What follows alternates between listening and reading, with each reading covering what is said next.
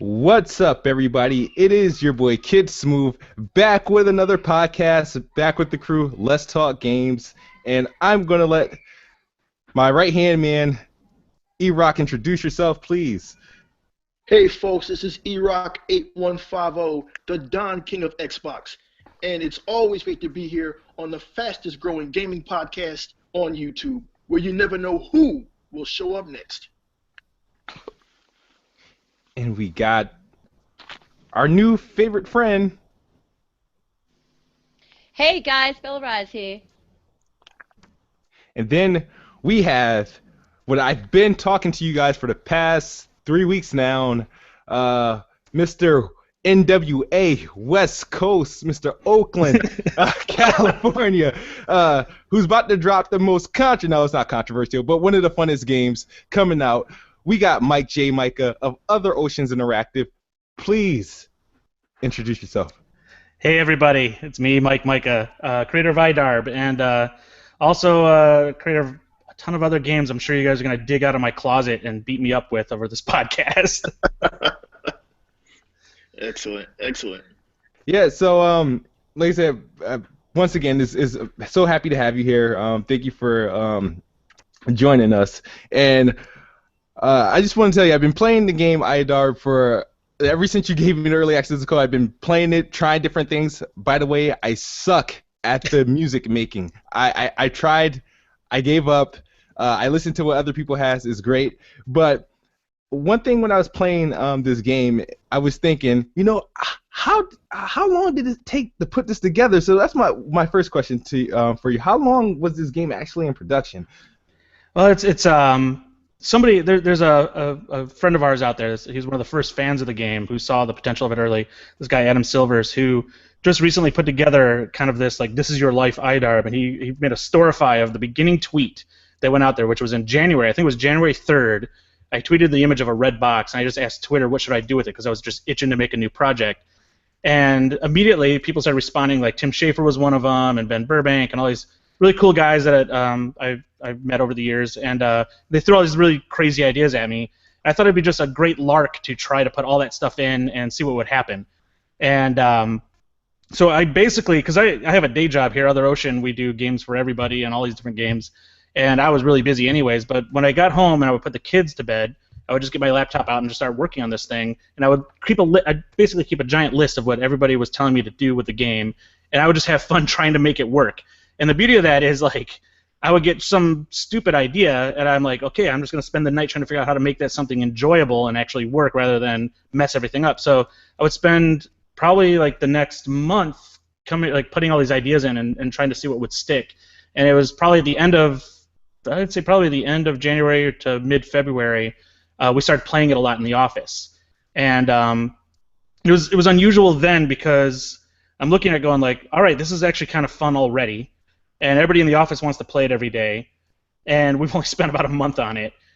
Where's this actually going to go? I really didn't know how fast or how soon. There's no end goal. I didn't really have any idea of like when we would say stop or any of that stuff. But along those lines, around that time, I got a call from Microsoft, who was following it on Twitter, and they said, hey, we've got this new independent development program. We'd love to send you some Xbox kits for Xbox One, and we'd like to see the game and maybe feature it at Game Developer Conference, which would be at the beginning of March.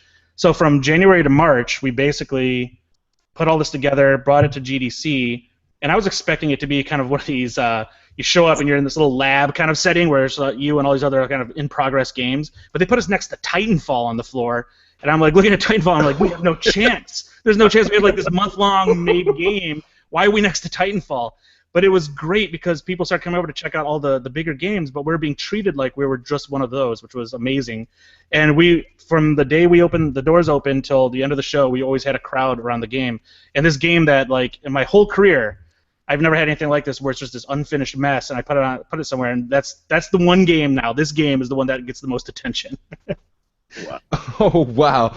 That's an amazing. I can't imagine. Oh, my. They put you next to Titanfall. It was so bizarre. I've got pictures. I need to start posting these pictures because, like, we're doing the setup at the show, and I had my kids with me because I couldn't get anybody else to come help. And so they're all kind of running around messing everybody else's games up and everything, and I'm trying to get our stuff together, and I'm just like looking over, and I'm like, we're next to Titanfall. What's Microsoft thinking? Do they see our game? Do they have any idea? Like, this is gonna be embarrassing. Oh wow! And I remember around that time, Titanfall had a whole heap of hype. So yeah. I'm pretty sure you had a lot of traffic in that area, man. It was great, yeah. That was the huge benefit, is everybody's coming over to look at the bigger games, and they just stumble into our game, and thankfully they walked away happy. Yeah. Now, we noticed you did a whole lot of work, especially for during the Xbox 360 era, the arcade titles, the ports. We know about Mortal Kombat and everything. So I did get this question, and is there any chance that IDARB makes an appearance on the Xbox 360 or the PC, or is this going to be strictly the Xbox One? Oh, that's a really good question, actually, because we never even thought about 360, mainly because we just didn't even think about a plan at all for this game. But we're definitely coming out on PC. We're working on that right now, and when we put it on PC, it's probably going to be spring. I want to say it's like hopefully by April-May timeframe. But we would have probably been out sooner on PC, but we actually we're going to wait until we have this big milestone for the game, because our plan is to continue to update it. So we have a big update announcement that we're going to be talking about more towards May timeframe, which is going to be a significant update to the game. But in the time between the platforms, we never thought about 360, but now we're thinking about it because we've had a lot of people ask, and we've shipped a lot of Xbox 360 games, and so we're exploring that right now, trying to figure out if how much work it's really going to be, and is it worth it. Like, what I expected with this next generation, as we had seen in previous generations, was a big drop-off of 360 or previous generation usage, but that's not the case. There's so many people playing 360 right now, so it makes a really good case for us to go ahead and do it. And because we have this launch exclusivity with Microsoft, which lasts, I think it's 6 months, I think it's 6 months. That means when we launch in February, we have 6 months where we can't be on a competitive platform, but that does not exclude the 360 or the PC. So we'll definitely look into that and see if we can bring it over. And that's good to hear, because now you answered one of my other questions. I'll try to because and the reason why one of my questions was that I noticed on your website you did you guys suggest people to suggest features and whatnot. Yep. And so that my question was, are you planning on to constantly update this game as time goes? Yes, and so the whole, it's funny because you asked how long it took to make the game, and I don't think I answered that correctly because I was saying like January to March or whatever, but it took us about 9 months to really do it, and half of that time was really getting it ready for console and multi-platform capability. So when we're putting on Xbox One, there's all these things you got to do for certification, and it's a huge process. You go through this series of like making sure that everything you do works properly in every situation on the Xbox and all stuff. And once you get through that whole process, it's easier to update the game afterwards. So we spent a lot of front-loaded time after we got the game to where we kind of felt it needed to be, which is probably about 4 or 5 months ago. And then we spent the rest of that time getting it to work on Xbox One with all the different things, from like Kinect microphone to regular microphones to the online support and all stuff. So that was a pretty big endeavor. But then once we've got all that stuff in, we now have the framework to go ahead and start continuing where we left off. And we've got a giant database of concepts and ideas that people put in to help improve the game. And you can see kind of how we've approached this in the game. Like when you look at the menus and what's going on in there, like there's a fantasy gambling thing in there. And like that was like a half-cooked idea that we put in that's playable, but like that should probably, if people like it, we'll extend it and make it a little bit better. There's a couple modes that came off the menus. We had some really weird things in there. Like from a trivia game that was like Family Feud with your characters to IDARPG, we called it, which was going to be like a Zelda-style RPG, and also that were just not going to be done in time for a launch on the Xbox. So these things are still sitting around there, whether they need to they go in or not. We're going to explore that. But then there's a bunch of other ideas that people have had too. And now one thing we do recognize and we want to acknowledge is that the game as it is right now, people really like it. So we don't want to saturate that or kind of like mess it up by throwing up too much at it. So it's just going to be this deliberate and delicate process of putting things in. For instance, like people really want new arenas, and we actually have 2 other arenas that are in the game that we haven't unlocked because they're just not quite as fun as the core arena. Mm-hmm. So we're going to continue to work on those, but as soon as those become something that we're ready to put out there, we're going to update and allow that to be in the game, and people will be able to select those arenas. And not only that, maybe even have it where between rounds, people on Twitch or Twitter are voting for what the next arena needs to be for the next round and all that kind of stuff too. Wow.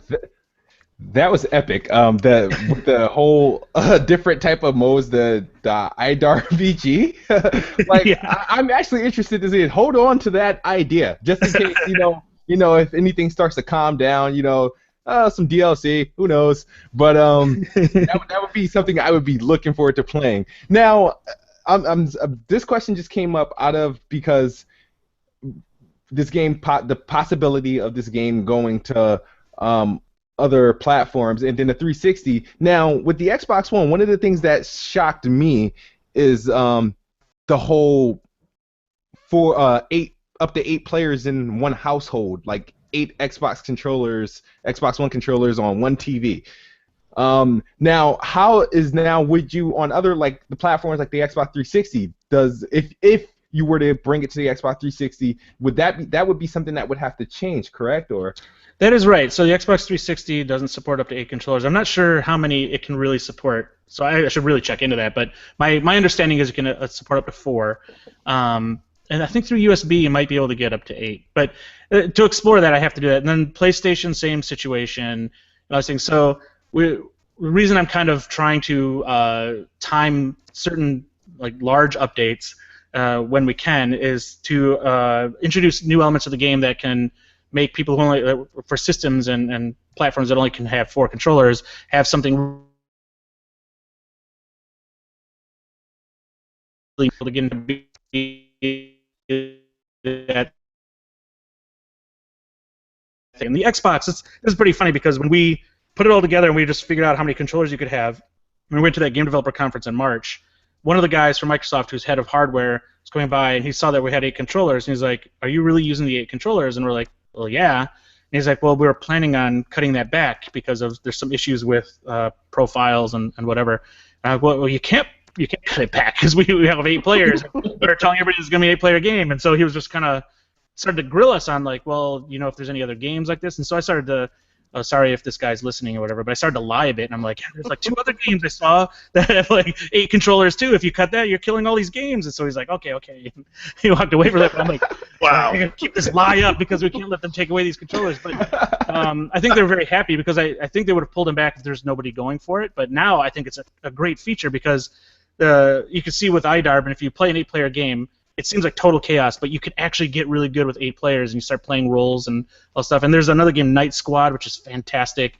Gang Beasts, I think, can have up to 8 players. And so the stuff I've been seeing now and playing, I'm like, this is a huge advantage for the Xbox One. And I missed those old couch games. I loved Saturn Bomberman and all, Yes. and all the players you could play with that and that sort of thing. So it's like great to have that all back. Excellent. Mike, I got a couple of questions for you. First of all, how are you this evening? I'm doing really good. I'm hopped up on coffee, so I'm ready to explode. Me too, my brother. As always, I'm supercalifragilisticexpialidocious. Now, Mike, this is the question I have for you. Mike, there are many gamers out there who are still on the fence about indie games. Their reasoning is that they've paid $400 for a next-generation console, and they don't want to play 8-bit games. What are your studio's thoughts on this, and can IDARB change people's thinking? Well, from one Mary Poppins fan to another, Yes. I really do think that's a question that even I ask myself because when I bought the PS4 and then the Xbox One, there's a lot of indie games and there's a lot of indie games on previous generation, and I hesitate to like complain about that. I think that's great, but there's going to be so many of those in between every AAA game that comes out.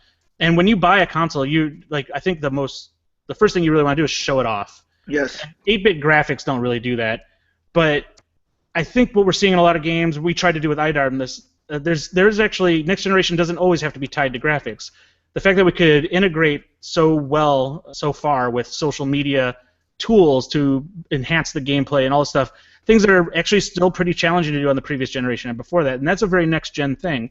8 players and all these things, like if people can really push the envelope on the non-graphical aspects of these platforms, I think people will get over that hump. But I agree. I I look through websites and I'm like, another 8-bit game, another 8-bit game, and here I am putting one out there that looks kind of 8-bit, even though it's not meant to be 8-bit. It's blocky because we couldn't put enough in the QR codes. But it's a thing where I understand where people are coming from, and I feel that way sometimes too, because for every Shovel Knight, which is fantastic, there's 120 really bad pixel 8-bit games, and it's just cluttering up your dashboard or whatever, and you're just like, oh, when's it gonna stop? But it's, there's a balance to it that needs to happen, and I think with these stores, it's really hard for people like Sony and Microsoft to curate that because you want everybody to come to your platform and that sort of thing, and then you want to give everybody who are coming to the platform, investing in it, to have their voice and put those things out there. But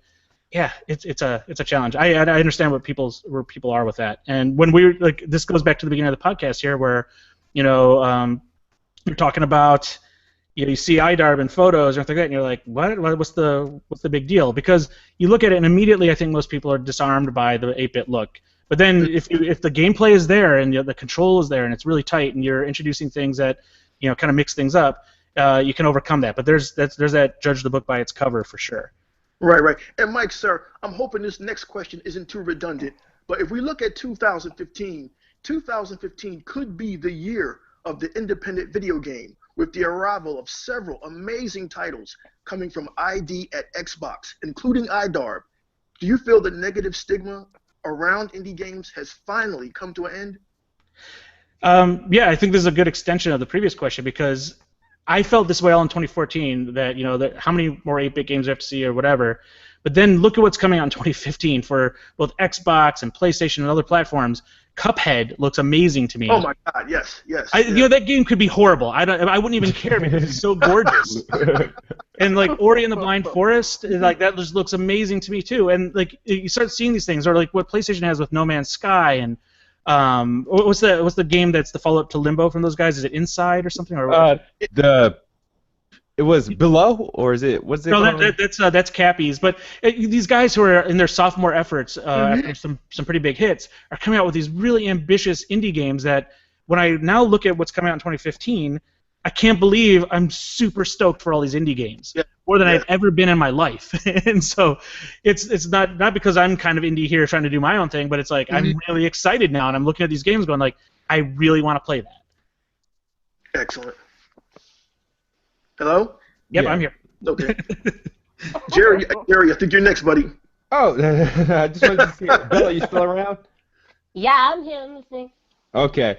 All right, so being on the subject of indies, somebody mentioned about the indies that's coming this year, because last year I thought we had some good indies come, especially towards the end. I remember Mike, you and I, we were speaking about like Never Alone on Twitter, and stuff. And that was one of my favorites to come out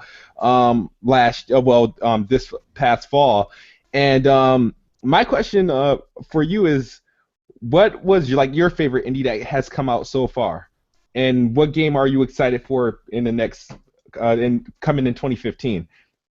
Oh, that's pretty good. Like what actually had one of the biggest impacts on me, and it's an older one now, and sounds like I'm just ripping off Phil Spencer with this, but Limbo really affected me. I thought that was such a great game. Magnificent. And it came out of nowhere for me. I had no idea what it was. I downloaded it actually completely blind to what it was. I just saw it show up, and I downloaded it with I was busy on a project. I wasn't reading anything online or anything. I just downloaded it, and it was a complete shock. It was so well done, so well produced, so unique, and so stark that it changed kind of the way I approached my day job and how I wanted to design games in my mind. And that's one of the most impactful ones for me. And if you look at last year, things that like Double Fine and these guys, Cappy and everybody were putting out, I love all those games. But Never Alone coming out near the end of the year there. That's one of those games where you have I had a stack of AAA games sitting there ready to play over the holiday. I get Never Alone, and it was a completely different experience, something that I actually invested more time in because I cared about the story, the environment, the culture that it was presenting, more than I ever thought I would. And it got me with that. And it doesn't have to have the best gameplay mechanics or any stuff. It just has to have a profound effect on you, and that's all it took. There That we game go. almost made me cry, honestly. Seriously, it's so good. And you can't say that about some of these other games where it's like Shadow Yeah. of Mordor. I'm like, oh, I almost queued Yeah. up, or whatever. It's When I like cleaved the that trailer head. for Ori and the Blind Forest. They had like a 10-minute trailer video that they released maybe a month and a half ago, and I had such an emotional reaction to that. Yeah. Like it actually brought tears to my eyes. It was just so engrossing, and you felt so just this great feel of sorrow when you were watching this poor little character have to go off into the world on his own without his mum. Like they just do an amazing job. Yeah, and that's something that I think larger studios are just afraid to do because you can get it so wrong. And when you're investing like $100 million in a project, you can't afford to do that, right? But these smaller indie guys are like, let's just go for it, take the risk. Like, what are we going to lose? We're going to still work at 7-Eleven during the day or whatever. Like, there's a bit of like, we can take the risk. Let's go ahead and do it. And it's amazing that the result of that are these emotional experiences, like Gone Home and all these other things too, that just kind of work on all levels. Excellent, excellent. Mike, my buddies at Clancy's Pool Hall, they have a question. Were you at all surprised at the huge success of a game like Minecraft, an indie game that became bigger than the biggest AAA blockbuster? Were you surprised by that? Sitting here from my $70 million home, and I think about this, I'll be perfectly honest. And I met Notch once. He will never remember me, but everybody who's ever met him, like, well, I met him. And he was just like, he was so grounded and down to earth. And what he was working on, I had seen Minecraft up to that point, but I had never understood it. And I talked with him, and I still didn't understand it. But then my son started playing it about a year and a half ago, 2 years ago now, and the way it grabbed him and just like held on, it was like I was familiar with that, but I just didn't understand why. So I sat down and started playing with him on the 360, and then one day it just clicked, and I couldn't stop. I just couldn't stop, and it was like this is this generation's Legos, but even better. Because like you can learn from this, you can do these amazing things, you could do it with your friends from anywhere around the world, and it's just like I got obsessed too. We've got all the books, we've got the magazines, we've got like all the bookmarks of every website we need to follow. Like my son has like every episode of Stampy Longhead on his little YouTube playlist and stuff. And it's like it took that, and honestly that had such a huge influence on IDARB for me too, where it's like this is where people are playing games and where they exist now is not where they traditionally were. Like you have people YouTubing, you have people streaming over Twitch, you have people talking about games on Twitter and Facebook and everything like that. In such a huge, this is where they are. This is just where all the gamers went. And so when you look at websites and there's all these stories about like where are gamers going, where are they, and what it's like they're hidden in plain sight. They're just all over here using all these things. So when I started to work on IDARB, I learned all this from Minecraft. I watched the creation of that game. And he did it well before I ever did it, where it's like reached out and got feedback from everybody who was playing and incorporated it into the game. And that became kind of a blueprint for me when I was putting IDARB together, because I would fall back on what Notch would do and his guys. And I'm like, I just got to do this, and I got to go here. This is where everybody is. And so it was amazing to see, almost a little bit probably from what their perspective was like, when you've got all this feedback coming back to you, and you're trying to get on stuff, and at any moment where you're like, I just don't know how to do something, you can just reach out to like your social network and ask people what to do, and they give you the answer, and you're like, that's a good answer, and you just go for it. It's amazing. That's great. Awesome. So, Mike, fans of your games would want to know, why Xbox? As someone that is an Xbox gamer, I totally get why you've chosen to work with them. But what drew you there initially? It was I've always been an Xbox fan. My previous studio, Backbone Entertainment, we did a bunch of games over there, like Street Fighter and stuff. We at one point were 25% of the entire XBLA marketplace. We had worked on everything from Bomberman to Commando and all these things, and all these emulations, plus new games and all that stuff. So I was a huge fan of, at the time, it's funny thinking back, like people didn't understand digital content. You think about XBLA, that was a very new concept for people. Download an original game instead of buying it in a box. And I was really into that. And so we went full bore into that space. And my experience was really tied to the Xbox with all that. And so the person I was doing that with, my partner in crime at Backbone, was a gentleman by the name of Chris Charla, who's now at Xbox and Microsoft and heading up the ID at Xbox program. So nice. when IDARB was coming around, I had no idea where it should go. It was just on PC at the time. He was the one who made the call and said, hey, you should put this on Xbox. And so one thing about that is we've known each other forever. We're good friends, and he made sure there was no roadblocks. And so really it wasn't like I'm going to pick my favorite platform or any of that sort of thing. It just came down to the opportunity at the right time, and it made a lot of sense because the things that we want to do in IDARB with the Kinect camera and all these other things, and stuff that we understood Microsoft was going to be doing, it just made a lot of sense, and it was just easier for us to go there. But what we didn't anticipate, of course, is like, when the other side of that question is like, why Xbox? Like, Xbox was a just true believer from day one, and they backed that up. And then when they did the Games with Gold deal with us to launch the game as a free game and it's at launch, it was like it was a beneficial thing for the studio, and it worked out for us in every way you can imagine, and it just all came together that way. Yeah, awesome. I mean, having said that, though, Xbox is clearly your favorite, though, right? It is. I play that quite a bit. Like, I do like the Xbox, and I do like my PS4. I've got good friends over at Sony and everything like that, but I've been playing a little bit more Xbox, I'd say, over the holiday. Awesome. So to get a better understanding of you as a gamer and how that influences the games that you develop, which games have had the biggest impact on you, and what games are you hooked on at the moment?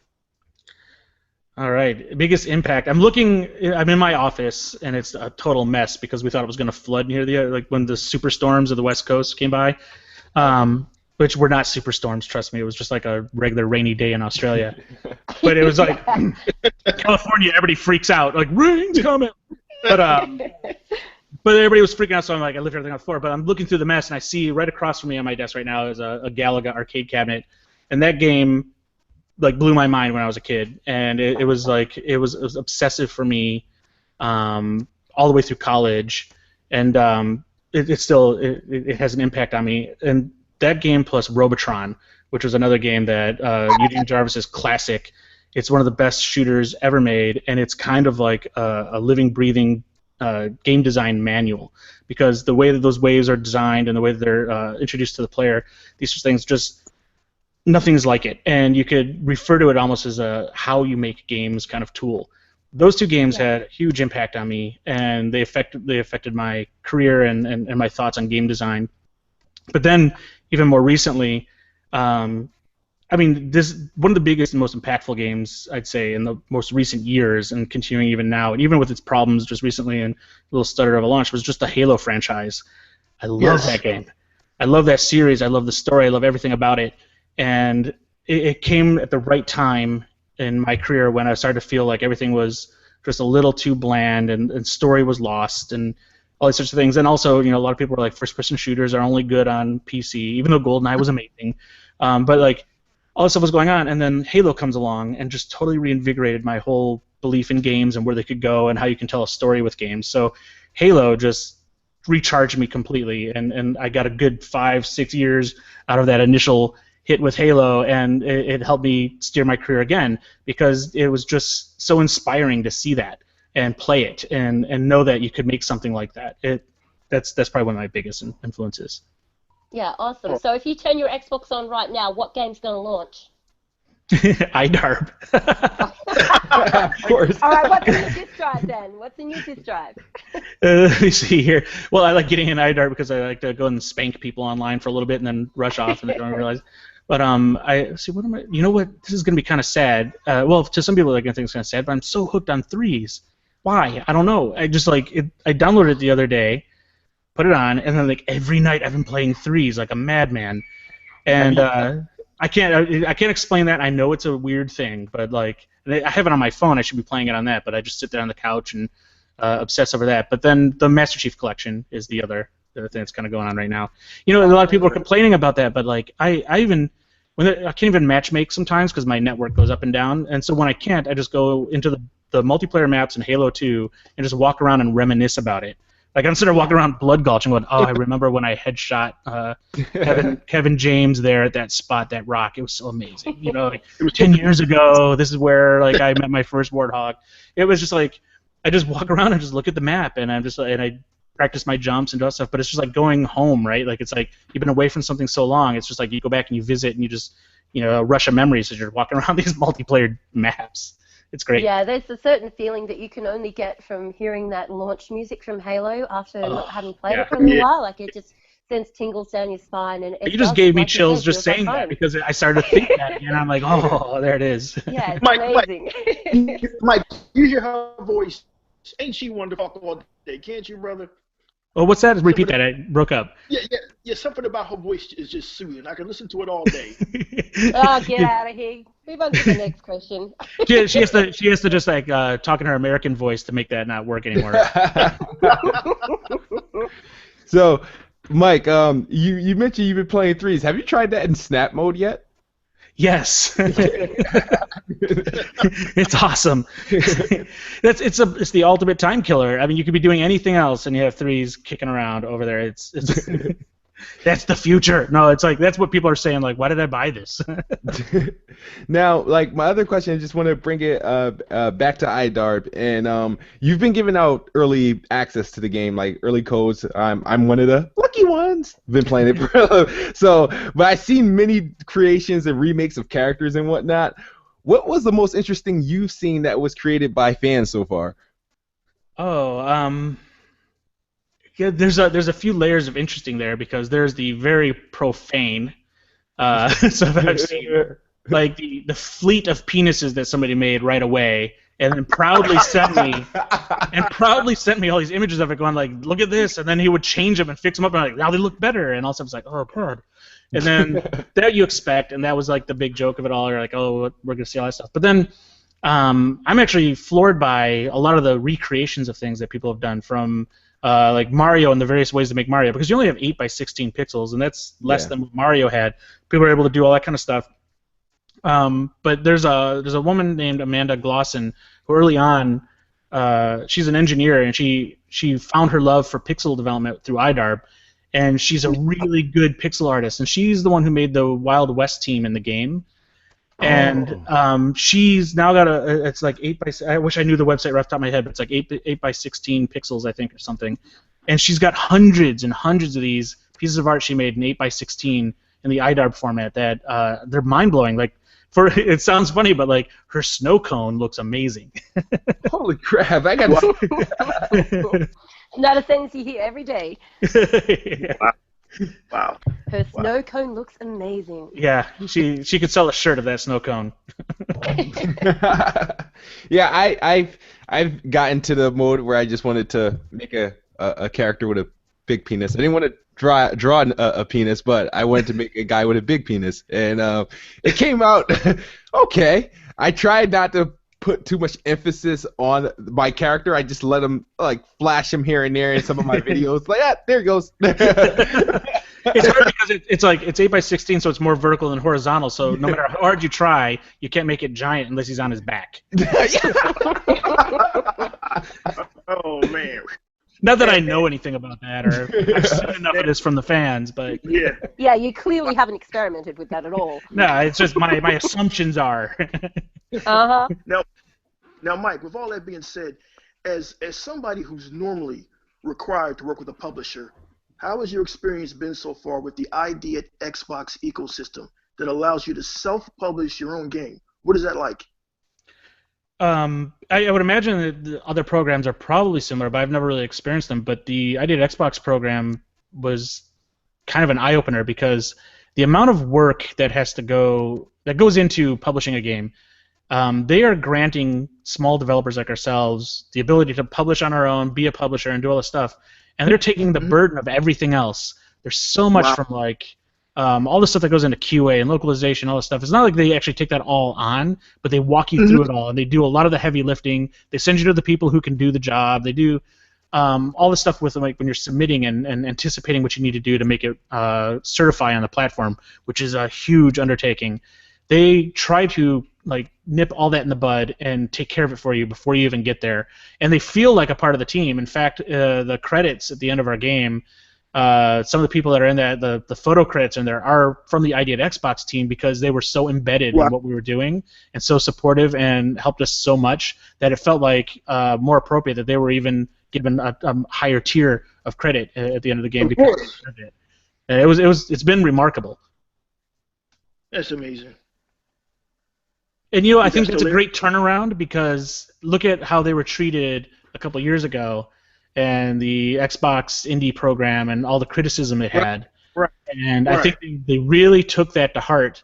And when they launched ID at Xbox, they attacked every weakness they had. And so far, all the stuff that even I had heard and experienced before seems to be completely gone. Oh wow. Well, that's one of the great things about Microsoft. They're always on the attack. They're always reaching out. They're always learning and adjusting, and that's just great to hear. It's fantastic. And look at it, we're like, I'm gonna be the first to admit, like we're not the greatest. We make a lot of mistakes, and we made a lot when we were putting IDARB together, and they were super patient about it. Like if I were them, I would have probably wanted to punch us in the face next time I saw us. But they were super patient. They appreciated everything we were doing, and like they dealt with us pretty well. And I joked with Chris. I'm like, I felt like I had to send everybody up there a fruit basket after the project was done, because we had put them through so much hell with all our dumb ideas and questions and making them try to solve problems for us. And so yeah, I major kudos to those guys. Okay, and speaking on like the ID at Xbox, I mean, I've met a lot of people in the ID at Xbox program. One in particular is this guy that I've been talking to, Jay. He's from actually Drop Dead Interactive. They're about to put out a game soon. His question for you, Mike, is what's the one advice you would offer to other indie devs getting ready to release a game on the Xbox One? Well, if you're going to, yeah, that's a good question, and I can't wait for Jay's game. By the way, it looks really good. The first thing and foremost is do the pre-certification process. They have this thing with the ID at Xbox that they offer to developers to put your game in before it's close to shipping time. You can put it into pre-certify so that you get a report back on all the things you're going to have to anticipate fixing before it goes into the certification process. And that is so crucial because there's so many little things, it's like death by 1,000 cuts, that you're not anticipating coming back that will come back. And if you don't do that, you're going to go into certification, you're going to be like near the end of your project and you think everything's great and you plan on shipping, and you're going to find out you've got maybe 3 months worth of work you're not going to have to try to address in order to get it through certification. That pre-certification process is super important. And then multiplayer, there's so much that can go on and go wrong in multiplayer that it's probably a good idea, if you're doing that in your game, to contact other people in the ID at Xbox program who have either shipped with multiplayer or are getting ready to ship with multiplayer. There's so many gotchas there, and there's no like real clear documentation on that. And the best thing we can do right now is talk to other developers. So if anybody out there in ID at Xbox is going to ship a multiplayer game, feel free to reach out to me, email me, mike.mike@otherocean.com, or reach out to other developers that are doing it. Like the Night Squad guys are next up with a couple other developers that are getting ready to go through the whole nightmare of multiplayer development. And you know, for a larger team and for larger companies, you can have like the 5-person network team, but when you're small, you don't have that luxury. And so it's really beneficial to reach out to others who are doing it, and you can get the benefit of that bigger team with just by sharing and kind of a knowledge share with other developers. But that it's not that it's like an impossible process or that Xbox does it differently or anything like that. It's just a very laborious process to do multiplayer. And even compounded by the fact that if you're doing more than one console or any of that stuff, like most people in the ID at Xbox program get 2 consoles, and then they have to buy the rest of them. They're not cheap, and so if you're doing a game where you have to have 8 Xboxes, 16 Xboxes connected, you need 8 to 16 Xboxes, and those are dev kits and they get pricey. So keep that in mind and make sure that you have the money and the flow and everything like that for that and other things. But that pre-certification is the most important. Hey, did you hear that, Jay? I know he's watching. I hope you heard that, Jay. Jay, just email me. I'll help you out. Yeah, if I can. Yeah, I mean he was begging for IDARB. I was like, I hope he gets one. Yeah, but he really screwed me in one game. I was up by I want to say 11 points, and I just couldn't hold on to the freaking ball. And he came back, and it was the day I created my Angry Birds. I wanted to put them through a test run, and I was an Angry Bird that day. Jay tell you I was ranting. I don't know how many F-bombs I dropped. I thought I was gonna get like Microsoft was gonna ban me from the game because I was cussing so much. So I was like, you know what? Let me calm down. I'll recuperate. When this game comes out, there will be a whole lot of noobs I can take advantage of.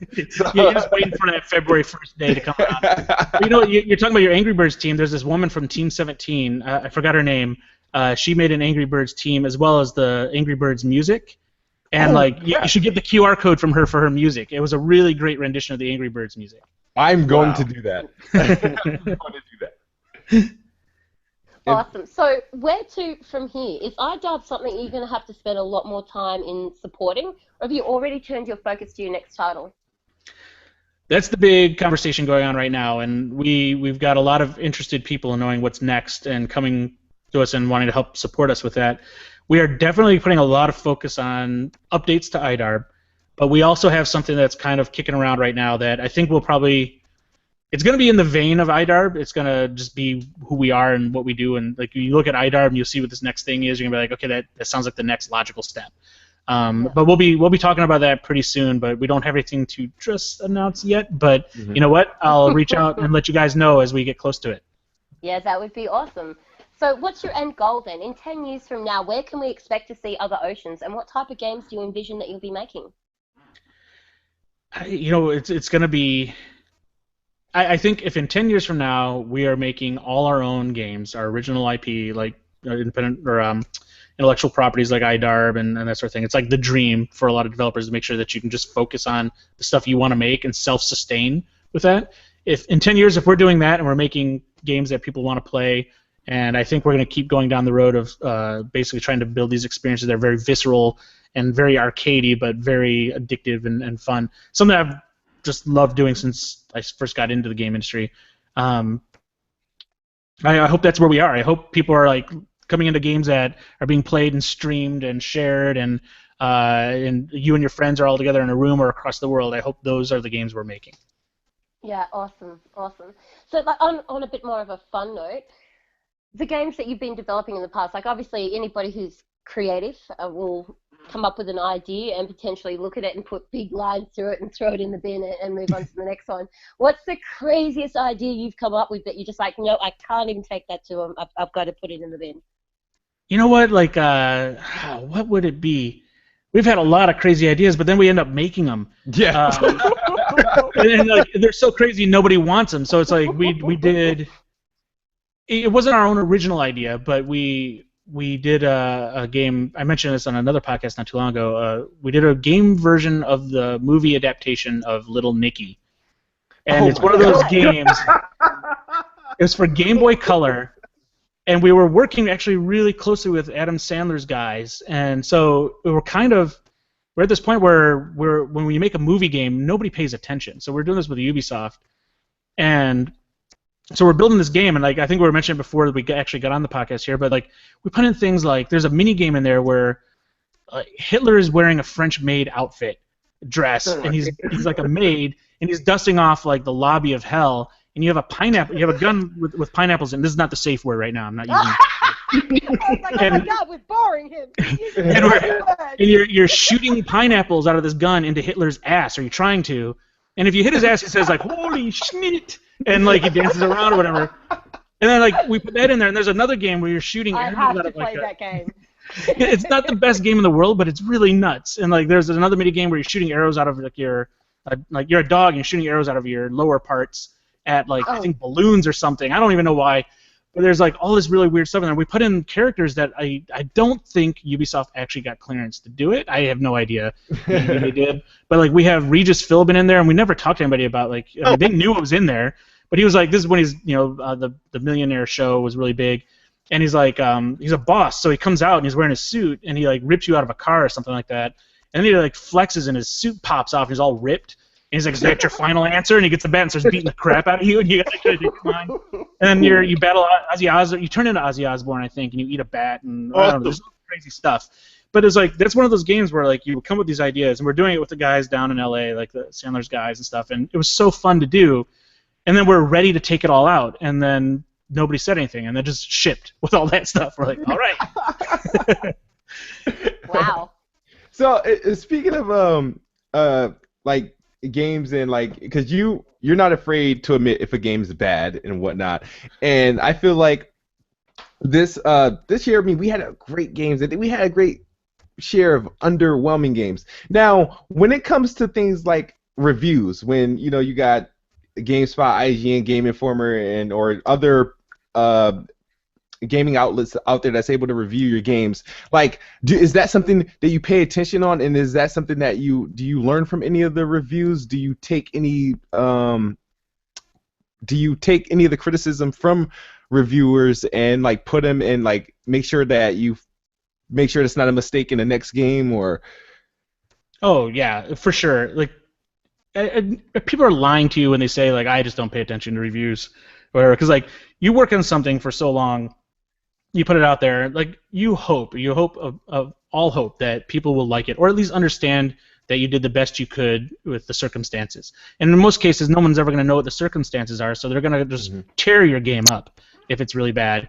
And like when people get into the game industry, they're not all making Halos. They're sometimes doing like ABCs with a dog or whatever, and like some other weird educational title or this or that. And like there's just in the context of that, you understand you don't really care about reviews because hey, that was just something for education or this or that. But occasionally something comes along where you work on a game. Maybe you're working on a franchise that's really popular.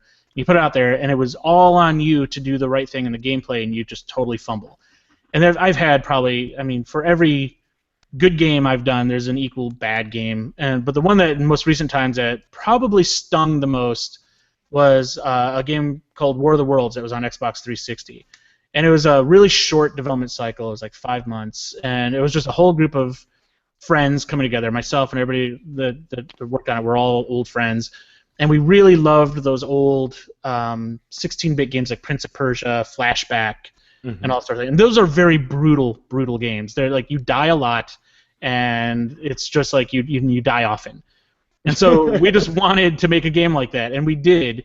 And it looked gorgeous and all stuff, but the game was so ruthless. It was ruthlessly hard, and we got tore up. I think we got a 90 and something on one end of the scale, but then opposite of that was like we got a 20 out of 100 and all stuff and these were all from reputable review outlets. And so it was kind of weird when the first review we saw was like a 90, and we're like, oh, we're so good, and we went to bed happy, we celebrated. The next day there was like 4 reviews that were like 30, 40, 20. Oh God, what happened?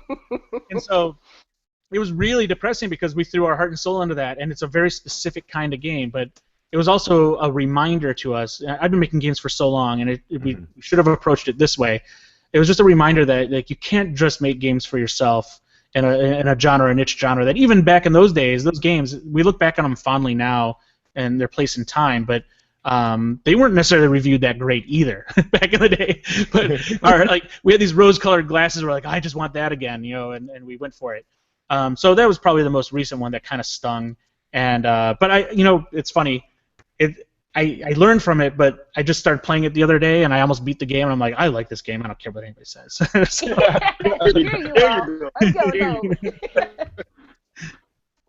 So I've been, I think, bugging you on Twitter about this too.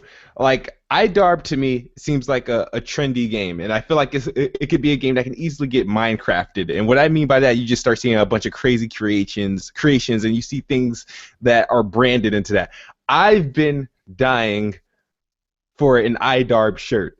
Is there a way we can order that? Is there a way is that feasible? You know what? Like, I will get you an IDARB shirt. Don't let me forget that. I will get you all an IDARB shirt. We actually we printed a bunch of IDARB shirts, and we sold them at Day of the Devs when nobody knew what IDARB was. So it was like one of these sad things of like, we toted over this giant box of shirts, put them all on the table, and like, they're next to like Grim Fandango shirts and all this stuff, and it's like we sold 2 maybe shirts, and I think people didn't even know what it was from. They're like, oh, I like because it was the breakfast team on the shirt. Oh, that looks cool. It's like this pixelated breakfast. I'll get that. But since then we had like this wrap party, and we gave away a lot of shirts and all stuff. So we don't really have any of those shirts left. We're gonna make more, and now we get everybody wanting a shirt.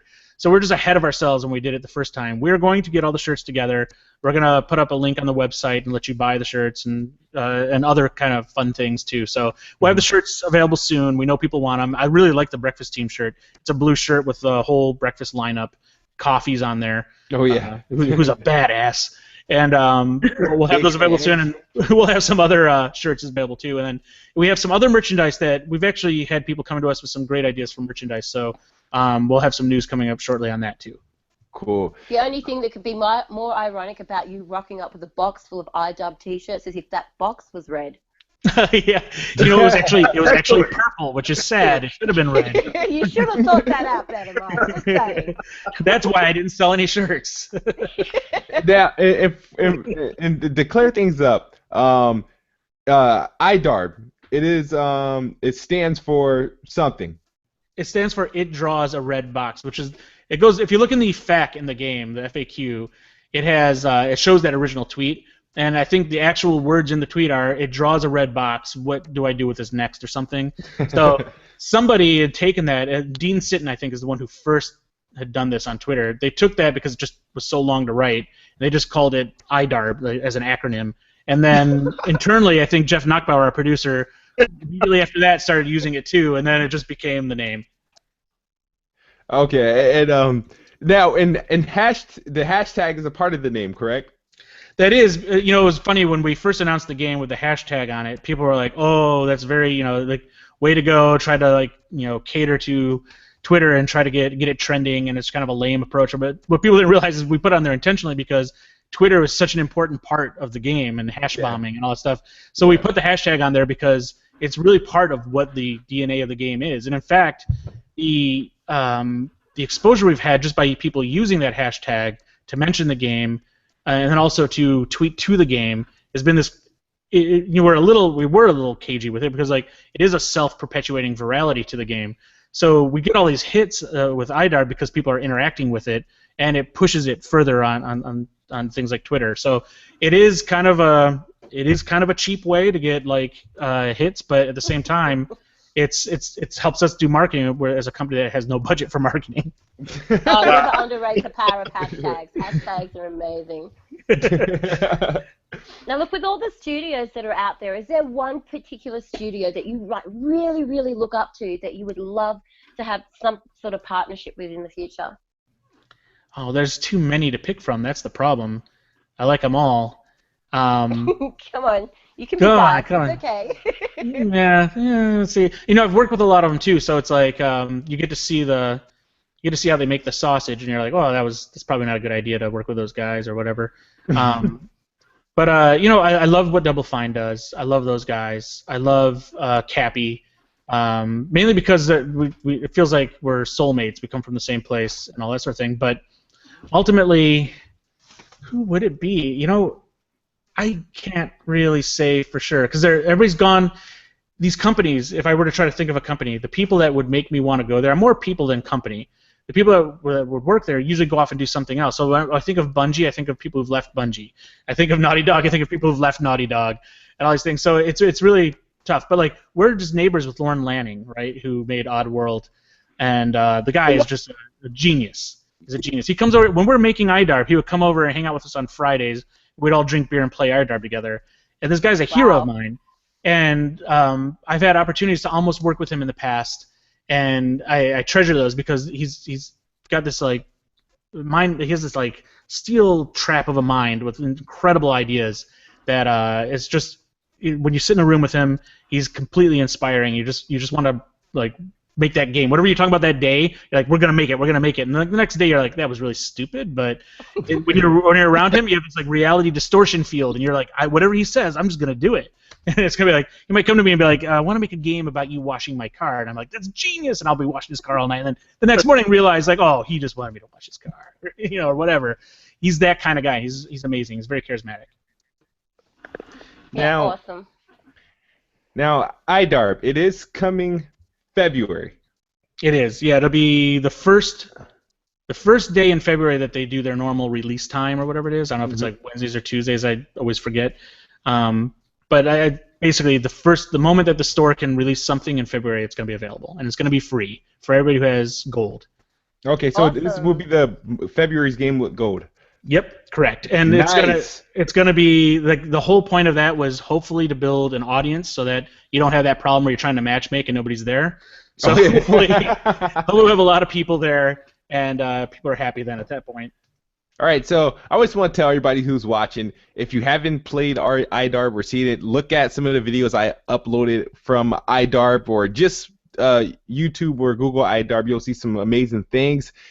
When it becomes Games with Gold, get it, and don't forget, because once March hits, I don't know for how long they're going to have it on Games with Gold. It's free, but I'm telling you now, I would pay $15, $20 for IDARB if it was to go on sale. So, being that it's it's going to be Games with Gold in February, like, I mean, I better be able to find a match within minutes. So But nobody has. Yes, the retail price too. We're gonna be $14.99, I believe, in March. So get it. I am amazing. Nice. Get it in February, and then if you don't, then it'll be $14.99 in March. And also, we have no idea how we're actually gonna make money on this game. So we were actually, if you have ideas on how we make money in this game, everybody out there listening, just like every other feature in the game, send us those ideas, because we're like, do we do DLC? Do we? I don't know. The latest thing we're sitting there going like, we're doing all this stuff and we're giving it away for free, and at some point we got to start making money. So we're like, do you do a donate button? Maybe put a DLC donate button. Which like, here's $5, donate. Just donate an Xbox. I don't get nothing for it, but donate or something. I have no idea. Here's my question, and the thing is, I don't. If it's a question you can't answer, it's okay. Because this was one of the things I was wondered is like when a game becomes a part of Games with Gold, right? Essentially for that month, it's not on like really sell. Is there any sort of like commission you at least get from that? Oh, there is. That's actually, if you think about like you had your year development and the stuff you're doing there, it takes care of a part of that. So when we signed up, we had a guarantee of some amount of money that would help lock you in for that, because obviously you're not just going to give it away for free for a whole month and that's that. So and Microsoft's pretty generous and all that stuff, but I can't talk in details about it. But it's pretty good. It was enough to be like, when back in the earlier in the year when you're like, who even wants this game? You're like, yeah, why not? Let's go ahead and do that sort of thing. So I'm being kind of I'm kind of joking around about making money, but at the same time, like after that month, if we're gonna make any more money on like Xbox, we probably should think of stuff like DLC or anything like that. And in which case, like, I don't want to do that thing where like there's some games come out and I'm like, okay, I just spent this much money or whatever. And now they want me to spend another $10 on maps or whatever, or things that don't even seem very valuable, or that should have been in it to begin with. So it's like I don't want to do this thing where it's like, hey, for $10 we're gonna give you one more map and stuff that that should have shipped with it. So really, we're making up as we go along. So I'm really serious. Like if people out there think like, what would be valuable in IDARB to pay for as additional things, because I don't want to charge for things that shouldn't be charged for. What would be valuable? Yeah, let's hear it. Those modes that you were talking about. If I can play a IDARB RPG, I don't care. Slap $5-6 on it. I will download it day one. See, that's actually that's easier for us to justify, right? So we could actually have, when you go to the store in the app in the game itself and be like, I want to pay $5 for the RPG, and you click it, and now it just shows up on the menu. I think you're right. People would probably be fine with that. Yeah, because I feel like a lot of the like DLCs nowadays, I think honestly, I mean, I don't want to sound like a jackass or anything like that, but I just feel like what most developers, or maybe it's not even the developers' idea, some of the publishers, is that we'll get like a game and then a DLC, and we're buying season passes for games that the content that you get after the game, I feel like if there's no extension to the game, it's just kind of really suits and and different like cloth and stuff like that. I'm like, okay, well, what was that? So I feel like you look back at it and you're like, I just spent $250 last year on one game. Why did I do that? Yeah. and what did I get for it? Really, like, there's nothing to really show for it. Yeah. And on that subject matter, is that perhaps microtransactions? Is that something that we might be able to see in IDARB in the future? I do a lot of mobile, and we do a lot of mobile here, and we've got a bunch of experience with that, and we could, but I don't want to. Again, I don't want to devalue the experience people are having. Like the worst thing that we could do is like put in all these microtransactions that kind of get in the way of the fun you're having. If at any moment you feel like, okay, I have to pay to continue having fun, we probably fail in IDARB's case. So, but if in microtransaction wise, like maybe. I'm just thinking of this right now, and actually, maybe a bad idea, but like we have a 300 character cap for canvases to create characters. Maybe if we had a microtransaction to put 100 more empty slates in there or something like that, so you can have more space or something.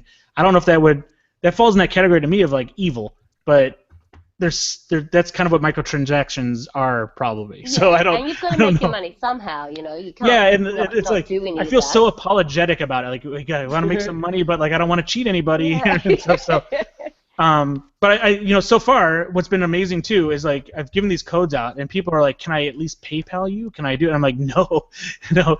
You guys are marketing the game by talking about it. That's great. Like you don't have to PayPal us." But I think people will be giving if we needed it at some point. But I want to make sure that whatever they're paying us for is super valuable to them.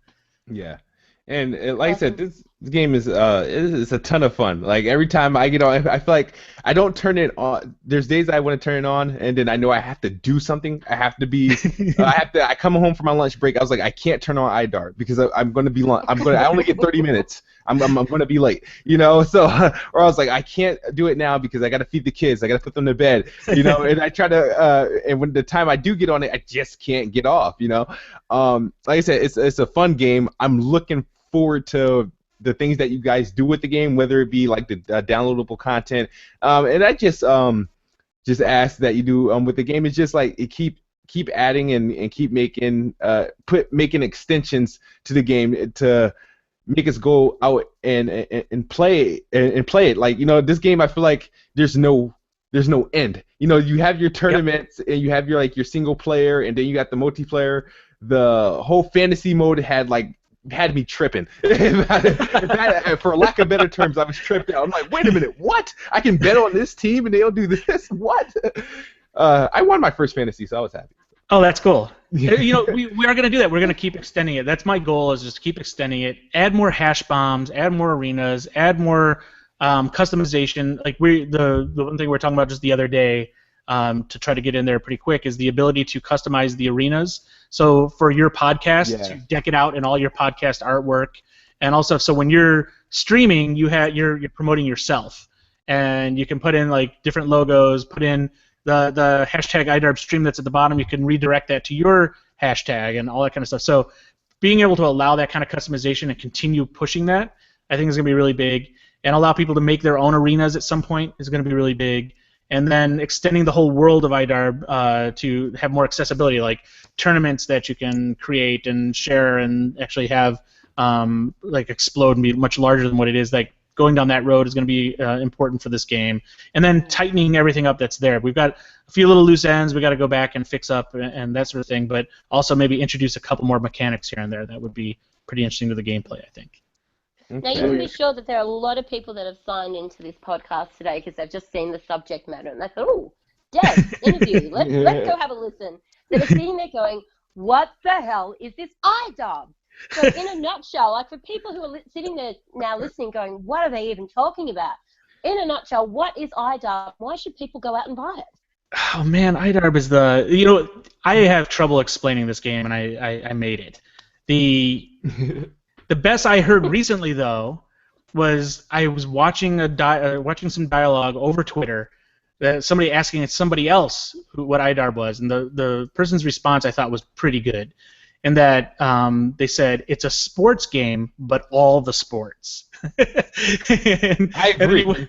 And he's like, so it's all the sports. He's like, and it's a video game, but like all the video games. And he's like, and you can create stuff in it. That's kind of what it is. It's a sports game at its heart and soul, because the initial reaction to this game, and actually this is a very interesting thing to point out right now at this point in the podcast, and that this day in history, in IDARB history, 1 year ago, is when we added a ball to the game. It didn't have a ball before then. Wow. And so this is on this day, on the 10th of January, was when Brandon Sheffield tweeted to us saying you should have something that people are fighting over and put it in a goal. And so we're like, well, let's put one in. And the next day when we started playing it, it was so addictive and so fun already. I remember one of our engineers here, Kevin Wilson, who was on the project with me, is my partner in crime on this. He's just like, we played it, and we're all having all this fun, we're all yelling at each other, and he's just like looked over and he's like, ship it. He's like, ship it. It's done. Here we go. Well, happy anniversary. Happy anniversary to the ball and IDARB. So before the ball, so what was y'all playing with when there was no ball? We had I think we had 4 guys all hopping around. It wasn't 8 players yet. 4 guys hopping around, shooting at each other. And in fact, like, the fizz that's in the game where you like waggle the right stick and you can launch like a rocket? That fizz that you're firing out used to be bullets. And they used to affect you and make you move around a lot. And so you were actually shooting at each other, and you had health and damage and all this stuff. And it was very Towerfall-like at that point. And Brandon had seen where it was and just like, put a ball on there instead, basically. And so that changed the game forever after that. Oh wow. Awesome. That's cool. So now, IDARB, you know what I mean? It's a trending game. It's been trending for a while. It caught on with a lot of people. And a lot of people are just doing things with this game that are just like, oh my God, and they're showing off their talents and whatnot. How would you want a game like IDARB to be, not want to say remembered, but you know how we fantasize like Halo, Minecraft. Like, what is your point? Where do you see IDARB becoming? I don't know if it'll have this much of an impact, but I really, really hope that this is kind of like on a couple levels, and I'm not just like tooting my own horn here, but it's something I was really hoping would happen, is that the social interaction that we're just toying with in IDARB, that this is a nice pivotal moment for games to where people who are spectating a game have a closer relationship to the game and the people playing it going forward. I would love for if IDARB's remembered for that, would be amazing. That this is the time where we fused spectators and created and allowed them to be part of the people playing the game. And going forward with things like FIFA and other sports games and stuff, if we can build that sense of interaction and that sense of scale that you see in real sports and that sort of thing, and that if it all starts here, that would be amazing. That would be a legacy I would love to help kick off for sure. That's wonderful. Like Mike, I don't think the listeners are understanding the opportunity for conflict that's involved in IDARB. People, imagine playing a team of, say, the Justice League versus the cast of SpongeBob SquarePants. Or how about even the Avengers versus a bunch of My Little Ponies? Imagine the conflict. It's funny. I love watching people talk about it because they're going to be like, you hear people in the office saying like, "Oh man, like Bacon just totally schooled me," and everything like that, and then Batman did this, and it sounds like this really weird fever dream of an elementary school kid, right? Where like at the lunch table going like, yeah, I had this like, here's what's gonna happen. Who would win in a fight? Batman versus SpongeBob, or this kind of stuff. I love that. I love the insanity of that. I just love the fact that you can get online and not know who you're going to play, and then like you have your carefully crafted character, and the next thing you know, somebody's got like some suggestive part of a body shows up, and you're playing them or whatever. It's like that stuff that's magic to me. It'd be cool, right? It's like if like someone's twitching a game, you guys allow like. If I'm playing somebody like Jay and I'm getting my ass kicked again, if my Twitch followers can like help me, like since I have home field advantage, and like just hashtag something that would hurt them and like that would put them in the penalty box for about 5 minutes and let me score as many points as I can. Well, that's something we've talked about quite a bit when we're making this, because how unfair would it be or not, right? So it's like everything you see in IDARB right now, everything you do from a Twitch and spectator perspective affects both sides equally.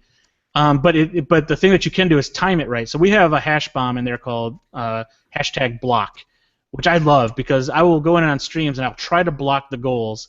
And if you block the ball from going in a goal, it puts text up on the screen really big to everybody who's playing. It says like, for me, if it's Mike, it'd be like Mike, Micah, block the goal or whatever, block the ball. And it's like that's so satisfying to me. That's awesome. Yeah, look, I know that there's a question that Jerry has been wanting to ask you, and he just doesn't seem to be getting there. He wants duty calls on Xbox. Is it going to happen? Can you make that shit happen for us? Oh, I would love to make that shit happen for you guys. Duty calls, for people who are listening, was an advert game that we had done in coordination with Whedon Kennedy and Electronic Arts, and it was built to promote Bulletstorm. And we had taken, basically, we took Unreal and all stuff, and we poked fun at Call of Duty and even Battlefield, which EA didn't want us to really come out and say we're doing it, but like if we're going to do this, and it was funny too because we're like, we only have like a month to build this game. We can't build all these assets, and we're talking to EA, and we're like, just give us some of the Battlefield assets. And they're like, but you're making fun of this genre. We can't do that. Finally, they're kind of like, okay, well, here's some assets people probably won't recognize. So they gave us some stuff to tweak.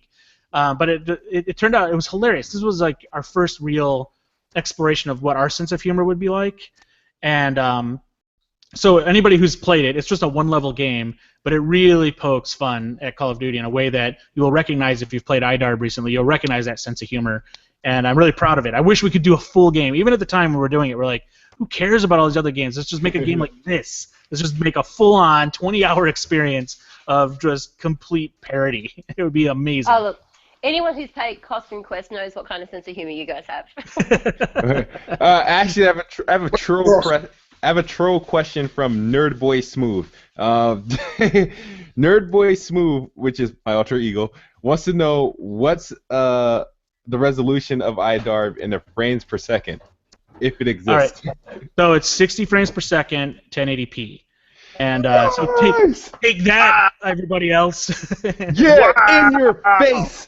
All 100 things on screen that are super small and easy to draw are going at 60 frames per second. So that's one less thing people can complain about. You know, we could be 120 if your TV supported it, everybody, but whatever. We could be 4K if everybody wanted it. Yeah, but I can't afford it. I don't think that would be an expensive way to play IDARB. Yeah. IDARB is like the last game you need to be playing on a 4K TV. For those people complaining about the $400 console that plays like 8-bit games, imagine getting the 4K display that only IDARB can play on it. Wow. I'd get some hate mail for that one. Yeah. Yeah, most definitely. So what's happening with that little romance you had with South Park for a little while there? Oh man, I wish that game turned out better than it did. We liked it. It was fun. It was a pretty quick turnaround game with the guys on at South Park. They were awesome through the whole process. It's a 4-player multiplayer game. It was a platform game. We have it was pretty good in the end, but we have a little bit of regrets. We would have gone back and changed some of the mechanics a bit and that sort of thing. Yeah. But it's not the worst, not the best we've done, but I'm pretty proud of it. It's really fun, and it's like that was another multiplayer game, which like at the time I still felt we didn't have enough of. Like there was Castle Crashers, which was awesome. Yeah. And I think it, and I'm talking kind of negatively about it because I'm just thinking about the press. You know, back to your other question of like, did it bother me? Like, yeah, we got some negative hits on that one, but the game's really not that bad. And I love the premise. I love the fact that we're able to bring back Scott Tenorman, who is just one of my favorite. That storyline was one of my favorite in South Park history, where it was like Cartman's half brother or whatever it was that. He basically ends up, I think at the end of the episode, he ends up killing Scott Tenorman's parents and feeding him to Scott Tenorman, and then telling him about it, and he starts crying, and he like licks the tears off of him. I'm like, this is insane. Can we make a game around that? And they were all for it. The South Park guys were all about it, and so it was a really fun process. The guys around the team did a really really good job and put a lot into it. But it's one of those things where you look back and you look at the reviews and you're like, oh, like if we would have gone back and just done a few of the things that they brought out in the reviews, would have been even better. But yeah. I don't know, if you haven't played it, I think it's worth going out and playing for people who haven't played it. It's a fun co-op game. Yeah, and you guys have got so many titles under your belt. I mean, what would you say is probably your most underrated game, the one that should have more attention but doesn't, and do not say 10-Pin Alley? Well, if I look back on my career, like Other Ocean has evolved. We're kind of like a spiritual successor to a company called Digital Eclipse way back in the day, and then we turned into Backbone, then we're Foundation 9, and then I left for a bit and I went to NG Moco, which was a mobile company, and then came back with the principal people from Digital Eclipse and formed Other Ocean and all stuff. So it's like this weird road. So I have all these games under my belt. I've got way more than I care to share, and the game, one of the most underrated games, I think, was the sequel to our original game, Death Jr. It was called Death Jr. 2: Root of Evil, and it was such a great game. You can play 2-player on PSP or on Wii. It had split screen on Wii, and you and Pandora, Death Jr. and Pandora, the two main characters, can play together. And it was just really good. It reviewed pretty well. I think it would have reviewed better if it got reviewed by more sites. But I think at this point, PSP was already kind of waning, and people don't really care about PSP titles. But it's so good. And the people who worked on that game, when you look at the credits, 3 or 4 people went on to work on Halo. 2 or 3 of the people went to work on Uncharted. And like you have this lineage. Like we all went through this game, and then it's spread out and worked at all these great companies working on great games. And it all kind of like all roads met at Death Jr. 2. The writer on the comic and the story and stuff like that, Gary Whitta, who just finished writing a Star Wars movie, right? So it's like there's so much talent in that game that I think it's really overlooked. Yeah, right. Wow. Obviously, with so many titles, you must have one that is just dearest to your heart out of all of them. It's out of all, there's one. It's not necessarily the best either or anything like that, but there's one that really stands out to me, which was Disney's Tarzan for Game Boy Color. It's a licensed game, sure, and everything like that, but it was one of those games where I got to do whatever I wanted. It was a platform game. I love platform games, and it was a throwback for me to the games I love growing up with. Disney's Aladdin, Jungle Book, and Earthworm Jim, and all the stuff that I loved those games. I love animation, and that was a game I really like. It's not the best game, like I said, but we really stretched as designers and game makers with that title. And I did in particular because I was the core guy on it. But one of the fun thing about that was we were developing it, and I think we had 3 months, and we took thousands of frames of animation from Disney animators who made specific animation for the game, and we converted it to Game Boy Color. And the best way to play it is really on a Game Boy. I look at YouTube videos, and I'm like, oh, it just doesn't look good at all on when it's blown up. But on the actual screen, we calibrated everything to that screen and how dim it was and everything like that. So it's like it looks really good on that screen. But I'm really proud of that one. It's not like the most prestigious or anything in hindsight. I will say, though, what was really cool about it, it was one of the few Game Boy Color only titles at the time, and it ended up outselling the PlayStation and N64 versions of the game combined. So it was a mega hit. It made a lot of money, and so I'm proud of that too. Yeah, now, I can imagine. I mean, you guys have obviously got the history there. You've got the talent there, so that's. For anyone that's been listening for the last hour, can obviously see it's going to be well worth their while checking out IDARB. Yeah. Now, you do have a lot of games under your belt. Now, is there a game that that you haven't made, like a type of whatever is another genre of a game that you haven't made that you would like to make someday, or like whenever you have like the time? Yes, there definitely is. In fact, this keeps coming up in conversation because when we're talking about what we're going to do next, I kept like really pushing for this certain kind of genre. And I don't know if you guys remember a couple of these games. I don't know if you remember the game Return Fire for 3DO and PlayStation, as well as a game called Metal Warriors for Super Nintendo. These were two really solid games. They're vehicle combat games. Return Fire was a game where it was multiplayer, and you're trying to defend your fortress, and it's capture the flag. But it was kind of like, imagine Blood Gulch in 2D top-down. From Halo. That's what this game was nonstop, and it was crazy multiplayer and super fun. That was on 3DO and PlayStation. And then Metal Warriors is this kind of side view, split-screen multiplayer combat arena game where your little humans can mount and get inside vehicles. And imagine a side view platforming Titanfall. That's what that game is. Yeah, right. These were amazing games that their style and their approach haven't really been replicated since. And my dream was to fuse those two together somehow and make a new game about that with like 8 players and put in the capture the flag mode and put in all this crazy like eject from a mech and get in a mech and all this kind of stuff and just see what happens. Oh, Throw wow. it all in there, mix it up, shake it up, and see what happens. So that's kind of like those are two a genre of sorts that I kind of want to visit soon and see what happens with it.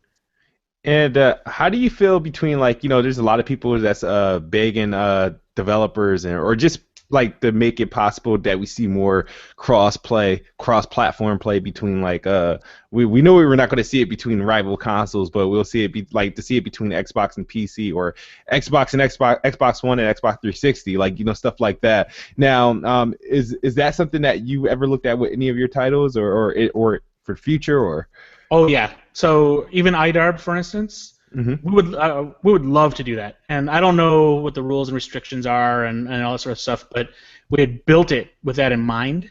So I don't as we're putting the PC thing together. I got to talk to Microsoft. I got to do all that stuff, but it would be amazing if we could do that. And I would love to be able to, because you can do it in mobile, and that's the thing that drives me kind of crazy. Is you could have a game released on iOS and have it interact with an Android game and that sort of thing. And there's less restriction there. My dream is that we can do that with consoles and PCs and everything else too. That would be awesome. And I know there's a lot of rumors and stuff like that, which would be if all those come true, that would be awesome. Wow. Yeah. Wow. Yeah, I would actually love for consoles be cross-platforming between Xbox and PlayStation, since we're always bickering. I want to see who's the better. It's the greatest. It's like the console war, right? this is the time where you're like, oh, this would be, now prove it. Like, which one's the better one? Which one has the better controllers? Like, and you see like the matchmaking in the lobby, and you see the PlayStation logo next to some teams. Like, I'm taking them on. You know, it's like the world map showing the balance of power between PlayStation and Xbox would be awesome. I can see like a worldwide championship with just this amazing following behind something like that, to see cross consoles battling it out to see which console came up on top. That would be epic.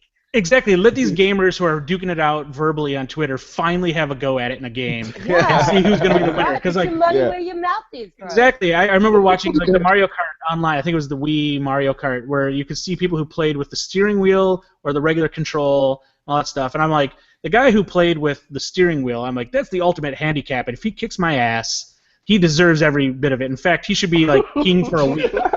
Like, you'll have that mentality with like other consoles. Like, you're sitting there like you're battling PlayStation against Xbox, and then there's this poor guy with the Ouya coming up the leaderboards or in the matchmaking. Like, if he wins, if that guy wins, he gets to get a car or something because like, he's using that crazy controller that kicks our ass. So, more power to it. I would love to see all that. Well, and then another. Okay, I'm sorry. Go ahead. I just before we leave whatever, I just want to take this time out to thank Mike for his work. A lot of you guys that are listening may not know who Mike J Mika is, but you have played his games. I've enjoyed Costume Quest immensely, and the Xbox 360 port of Mortal Kombat Collection. I'm still playing that. So I just want to thank you, man, for the countless hours of entertainment you're giving me. I really appreciate it. Thank you. I appreciate that, and credit for Costume Quest is really we helped port that to PC. Like I really had a hand in like creating all the awesomeness of that game. Like that's really Double Fine. But the Mortal Kombat collection, there's a lot of nuance to that, and I've been really lucky to have a hand in a lot of the Mortal Kombat stuff. And like right down to and along those lines, like some of the Street Fighter work we've done. We did Super Street Fighter 2 Turbo HD Remix for Xbox and PlayStation, and I'm really proud of that game. The team that was on it was amazing, and like I have a feeling like if anybody looks up my gameography, there'll hopefully be at least one game there, and you'll get a sense of what I've worked on. But there's been some really fun titles, and I've just been very lucky and fortunate to be able to even put a fingerprint on some of this stuff. Like Costume Quest, those guys are amazing, and to be able to help them get that out to a bigger audience is just awesome. Updating Street Fighter and making that look gorgeous on an HD TV. I remember when we first got that game started up, and you look at it's funny, like those old games, they didn't scale up well on HD, and it was just like the need to rewrite or to recreate it and do all that stuff was so important. And to do those kinds of things, it blows me away. And when I come into work every week, it's just like it feels like you're going into Willy Wonka's candy factory, because the stuff we work on is sacred to me as a gamer. And then you go ahead and you're like, okay, it's also on us to not screw it up and try to deliver on it. But hopefully people are happy with our work and what I've been able to work on. Wow. Okay, and before we close out, I have another question regarding IDARB, and like the QR code's a big thing. I mean, A1 for that QR code idea, because my question is, once the game comes out, because I wasn't able to like download some of the I tried to take a picture of a QR and try to scan it. Now, is it locked, or is it once it comes out I can start using QR codes, or how am I supposed to do it? Okay, there's a bit of a problem because the Kinect camera, you got to remember it's very sensitive, and if you printed those QR codes, I bet you they would work. Oh, the reality is the QR code in your phone is actually a light, and it's like flashing a flashlight into a camera. That's true. And so the Kinect, what it sees on screen, what you see on screen, the Kinect sees is just a big white blur, and so you have to dim your phone quite a bit to get it to actually read the code. What we're going to do, I think in this next update or the update right after, shortly after it launches, is allow you to dim the code on the screen before you take the picture. So you can calibrate it to something that's going to be a little more, that works better with your camera and that sort of thing. And that'll help out a bit. Or the other thing you can do is actually just dim your phone, or go to edit if you have an iPhone or Android device. You usually can edit the picture and just turn the brightness down. That tends to work pretty well too. But it was one of these things where when we're developing it, a lot of us, it was just like, hey, it seems to work, and there was never that much of an issue. And then occasionally we have a problem with a certain phone or whatever. But we were also doing a lot of printing out of codes. We would get codes and just print them out and try them like, oh, that works great and everything else. So phones are challenging for the Kinect because it just sees it as a flashlight. And I wonder if the DVR is something that could be used with that. You could record it on the DVR, and where does that technology could be used? Yeah, there's a few other things we're gonna do. So there's people who don't have the Kinect, and they're like, how do I get QR codes into the game, and to unlock, of course, an achievement and that sort of stuff. So what we're looking into right now, what we wanted to do for launch was to allow you to subscribe to Twitter users. So if you put in like, at Mike J Mika in IDARB, you'll have this little kind of like Nintendo-esque sort of store thing. When you go to that, it starts listening to their feed and looking back at their game or at their tweets. And if it finds any images with QR codes, it tries to interpret them. And so what'll end up happening is you'll maybe have 5 people on this list. It'll look back, and then you'll see these little presents showing up probably on screen. And then you go and click it, and it'll be, oh, here's a logo. Oh, here's a song. Oh, here's whatever. And you can see who it's from, and then you can choose to add that to your library. So that's probably the way we're going to do it, because there's a lot of people who don't have Kinect, obviously, because they had a great Christmas without it. Yeah. And I think that'll solve a lot of that problem. And another question is that, because I've been through the website, I just haven't gotten to play through with it. Or, like, I haven't created like a IDARB character on a computer yet. I've been doing it all from like the Xbox and whatnot. So is it a way to like access my characters like from the website? Right now, it's still scanning through QR code. There's no direct link. Mm-hmm. But as we go into the future, and some of the plans we have is to actually develop more of a robust backend potentially for the game, which would allow you to share your creations more directly, and also from the website to your game and that sort of thing more directly, which would be, I think, the ultimate way to go. But in the meantime, we have this thing like when we're at Game Developer Conference, we actually printed QR codes on our T-shirts and had them printed on. And it was characters of ourselves. So we would walk up to the camera and zap ourselves in just by standing in front of the Kinect, and then play a game or whatever. And I think there's still value to that for people who still have Kinect, and we'll continue to support that, but we'll also look into other ways to support it. That is super value. I wonder how I can get a custom. Yeah, well, that apparel need to make money. You could print your own. Print on demand shirt. Yeah. Yep. Exactly. You have your team, your logo. You have your team characters, your logo, and your song all on one shirt. And go to a tournament and just load them all in. Awesome. Yeah, like I gotta get Team Bikini Bottom some wins. So. Oh God, you had to go there. But did anybody else have any questions? I know is getting late. I know we wasted enough time. We bored him enough. I just want. Hey, he hasn't said pineapple yet, so we're safe. Pineapple. Pineapple head. That's what. No, so Thank you so much for your time, Mike. Oh yeah. No, this is great. I mean, I was looking forward to this all week. This is really fun. Yeah, I mean, it was great. Great to have you. Once again, I just want to thank you for joining me. You're honestly, the first like developer from anywhere to join my podcast. So I was like, how do I not screw this up? So well, you did. It would be me to do it. I'd be the one to screw it up really bad. It wouldn't be you guys. But so far, I'm knocking on wood because I embarrass myself at least once, and I think it's only been like almost embarrassed myself. No, you've done fine. No, you were good. You were fantastic. We were terrible. You were good. Say that for after the podcast. We're all too nice. The next 15 minutes of the podcast is us going, no, it's you. I did horrible. You did great.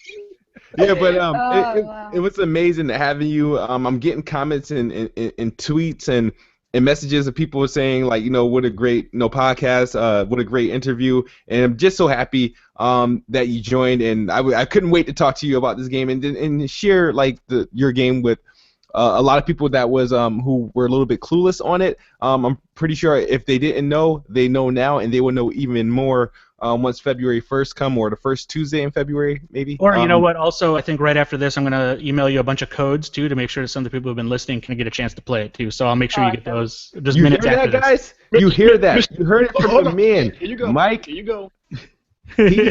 We will, Kid Smooth, will be sending out you guys in the comment section. Not all of you, but some of you. IDARB, early access, so you can lose to me, and then bring it, bitch. Later. Come on, bring it. I got that covered. See, when you listen to this podcast, you get gifts, and this is what's going to happen. So, yes. Mr. Mike, Please send me a code, sir, please. Oh, you're covered. You're covered. Thank you. Thank you.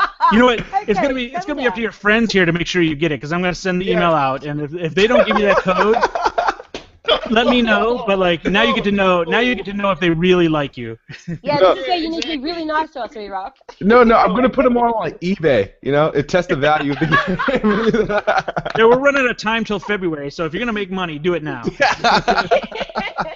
Like get your I feel like a bit of exclusivity, you know. I mean, that's valuable, you know. But once again, Mike, I can't thank you enough, man. I'm looking forward to playing more of IDARB. Like I said, it's a great game. Everyone's seen my review. I am not overreacting. I think it's amazing. You're gonna have fun with it. And once again, thank you. This has been a great podcast. Thank you, Bella, for being a part of this. E-Rock, you're my right-hand man. And Mike, it was great, and good luck with this game. You know, I hope, like, whatever you do with the game, whether it be the additional content you add, the T-shirts and everything, I just wish you the best of luck, and I'm always going to be right there. And like, hey, I talked to him. Check out my podcast. You guys are my right hand, folks. So, no, thanks for promoting it and everything like that, and getting the word out, and thanks for having me on the show. And I can't wait to see what the year brings from all this stuff for all of us, actually, in this podcast too. So thanks a lot. All right, so you guys, and I always have to say this. Thank you guys for watching, but as I always say, Xbox is the best box, and I am the best bot. Good night, Yeah. or good morning if you're on the other side of the globe. We're out. Thank you.